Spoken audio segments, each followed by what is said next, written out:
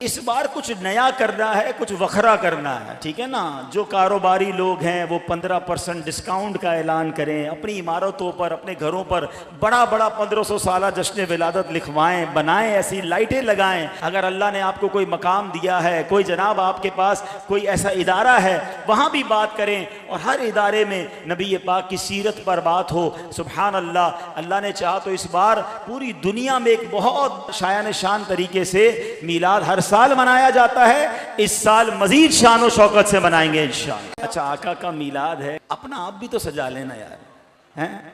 कोई कहे यार आपने दाढ़ी रख ली, कहा यार 1500 साला मीलाद आ रहा है, आका को दाढ़ी का तोहफा दूंगा। यार आपने 5 वक्त बाजमात नमाज शुरू कर दी, आप तो कभी कभी मस्जिद में आते थे। हाँ, गलती थी, कोताही थी, मगर अब तो 1500 साला जश्न विलादत आ रहा है ना, मेरे नबी को तोहफा देने के लिए। क्योंकि आका ने फरमाया जुइलत कुर्रतु ऐनी फिस्सलाह, नमाज में मेरी आंखों की ठंडक है, मेरे आका की आंखों की ठंडक आका को पेश करूंगा, इसलिए 5 वक्त नमाज पढ़कर मीलाद मुस्तफ़ा मनाऊंगा। क्या ऐसा नहीं हो सकता है? अपने कपड़े तो नए पहनते हैं ना मीलाद में, इस बार दिल भी नया कर लेते हैं।